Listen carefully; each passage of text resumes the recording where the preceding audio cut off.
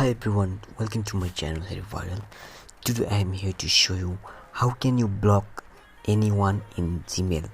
Which email you want to block, you can block as soon as you can. So let's get started here. So first of all, open your Gmail here and you can see. So if you want to block anyone, then just go on that inbox and see I want to block this Punit, and you can see here if you want to block this, just you can see here three dotted here, just click here and you can see the down tab block Punit Excel Jam. So if you want to block this person, I can just click here block, and you can see here be careful with this message, you block Punit. So if you want to block or unblock, you can do by coming here and clicking this three dot and you can get the tab. So I hope you like this video itself.